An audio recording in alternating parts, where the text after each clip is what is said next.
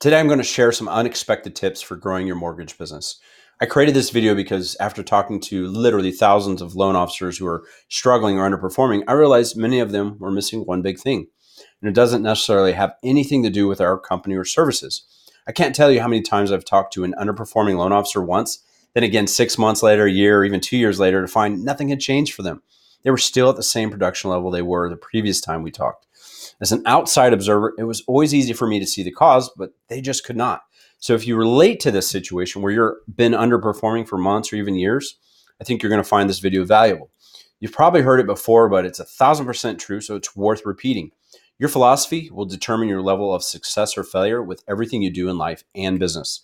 Problem here is that most people have no idea what their philosophy really is. So they adopt default philosophies that undermine their success, and usually they're just adopting the philosophies of the people around them, even when they don't realize it at all. And it's pretty common for people to be around other people who are not at the level of success they want to be at.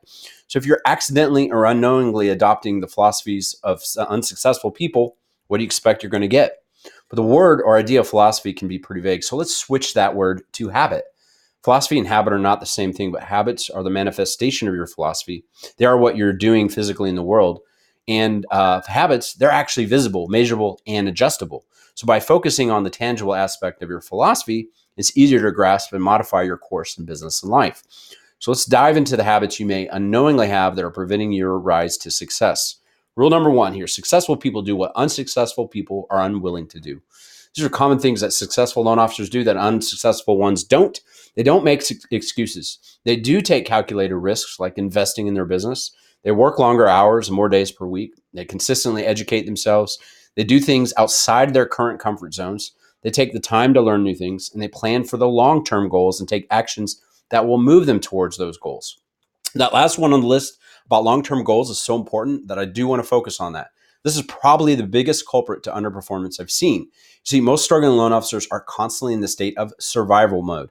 And when you're in that mental state, you make bad decisions. It's the fight or flight response rearing its ugly head in the world of business. In this state, everything is a threat to you. And you go into, I got to do this, I got to do that mode, building a bad habits that are hard to break. Sometimes you need to slow down to move faster. And if all you're doing is chasing that next deal, you'll never do the things you need to do to build a foundation that will create a fountain of deals in the future.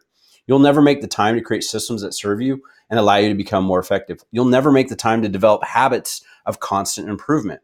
And what you're going to do is you're going to end up in a dead-end cycle that will repeat itself over and over again. And that brings me to the next rule. Successful people leverage time in ways that unsuccessful people do not. Time, it's another one of those things that isn't tangible, so it's hard to understand its relationship to ourselves and our success in business. Yet we are all bound by time. It's inescapable. So let's look how we can use time to our advantage. The first thing to understand about time is the modern world we live in has distorted our understanding and expectations as it relates to time. We now have everything on demand. Any TV show at the click of a button, packages to your door in one day, knowledge at your fingertips in seconds. Most of us have forgotten the age-old principle that farmers have not. The principle or formula goes like this: plant, then cultivate, then harvest. The formula does not go like this: plant, then harvest. It never has, and it never will. Most struggling loan officers are trapped in this failure survival cycle, and it's largely to do with their poor relationship to time. Essentially, they expect results from their actions far too quickly to ever reap the benefits. They're skipping the cultivate step, and this is the price they pay.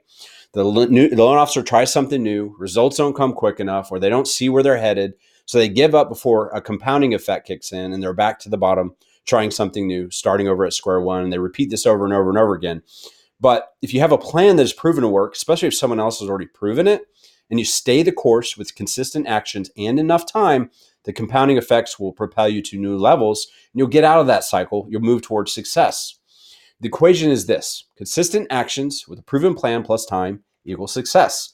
So let's dive into the compounding effect, though, real quick, so you understand the power of it. This is all about using time as a tool for leverage. How difficult do you think it would be to increase your income by just $1 every day? Doesn't sound very difficult, does it? Sounds easy, almost stupid, right? But get this. Do you realize that if you were to do that, by the end of the year, you would have made over $66,000 extra dollars? Keep that up for 2 years, and now you've made an extra $266,000. Now, this is the most overlooked aspect to growing a business, which is how to compound the growth of your business. Let's put this in perspective though. After a week, you've only made 28 bucks. You barely notice that. After a month, you made $450. Yeah, a little bit noticeable, but nothing major. But at month 3, you've added $8,100. You probably noticed that. Now you're starting to see the results, but it did take time to get there. Now realize this is only an analogy and there's no real way to just increase your income exactly by $1 per day. But when you break things down to a manageable level, huge things can happen with time.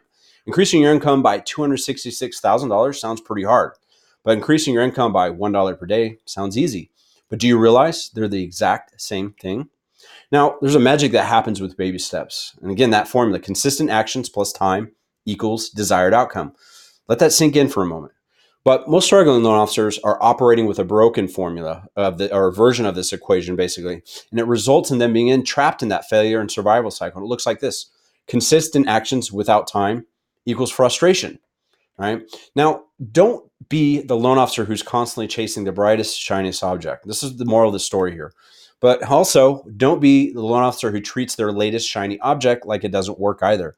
It may in fact be working, but you just haven't given it enough time yet. It may be a diamond in the rough you were looking for all along, which brings me to another principle related to time and your path to success: reducing or removing limiting factors. Most limiting factors fit into one of 3 categories here: systems, opportunities, or knowledge. The systems category is the one that's most related to time. Successful people constantly work towards creating ever increasing efficiencies in their businesses. This is where slowing down to speed up comes into play. To become the rabbit, you must first become the turtle. Top producing loan officers who are hitting huge numbers know just how important this is. It's obvious those who are closing 200 plus deals a year aren't doing that by themselves, but they didn't get there overnight either. And they definitely didn't get there without leveraging their time by creating systems around everything they do. They systemize as much as possible every step of the way. They remove themselves from tasks that could be delegated or automated. They focus their time on their highest leverage tasks. You should be doing this at least weekly, if not daily. You should be looking at how to improve your personal organization with tools and software. Look at the tasks you do repeatedly. Find ways to systemize them. Get them off your to-do list by having someone else or something like software do it for you. Look at inefficiencies in your operation and fix it quickly. Consider what your highest leverage activities are and find ways to spend more time on them and less time on your lowest leverage activities. I understand that sometimes you have to chase deals and put out fires, but I see way too many loan officers allowing this to become their all-consuming priority and forming really bad habits that do not serve them in the long run. In other words, do not forget to prioritize with the long term in mind. Be careful of the habits you're creating and don't let them become excuses and roadblocks to building a better business and future. You see, time is either working for you or working against you. It's never an idle factor. So don't forget our relationship to time. Now, rule number 3 is successful people are always creating opportunities for themselves and see opportunity where others see emptiness. What did you do the last time you talked to someone who applied for a loan but they didn't qualify? Did you ask for a referral, or if they knew anyone else that might be shopping for a home? Did you try to help them, maybe give them a plan or refer them to a credit repair specialist? And hey, did you keep them in your database and continue to check in with them so they wouldn't forget you when things were finally on track for them? Did you continue to ask for the referrals later down the line? You see, a dead opportunity today could be your golden opportunity tomorrow. The most successful loan officers I know follow this rule 1,000%. Every opportunity is exactly that. It's just that some opportunities take more time than others. You see, the lack of opportunities too is usually the first limiting factor that struggling loan officers need to address. In fact, you're always going to have to address it if you want to continue to grow your business. And creating opportunities, not waiting for them, is likely one of your highest leverage activities as well. Think about the CEOs of every big company out there. Their most important role is to consider opportunities, create opportunities, and take advantage of opportunities. That's why every CEO is so heavily tied to their marketing efforts. Good CEOs are always opportunists more than they are managers. So be the CEO of your mortgage business. Now, I have a lot more tips that I want to share, and I'll share them soon. But today we'll wrap this up with a few insights. Did you notice an underlying theme to everything I covered today? It's this: every action you take is either working for you or against you. It's true. And actions, they only happen after a decision is made. And decisions are heavily influenced by habits. And habits are largely controlled by your philosophy. So ask yourself, are you consistently taking actions that will leverage the compounding effect of time in a positive way or a negative way? You see these two equations? Poor actions or inaction plus time equals undesirable outcome. The more time you involve with that, the worse the outcome. Positive action plus time equals desired outcome. Same there. More time, the more desirable the outcome is. This math about compounding your business works in reverse too. So the truth is you're either on the success curve or on the failure curve. There is no middle ground, whether you realize it or not. But if you're here in the beginning stages, it can be difficult to know what curve you're traveling on sometimes. Because of that, sometimes it helps to go down a path someone else has already proven to work.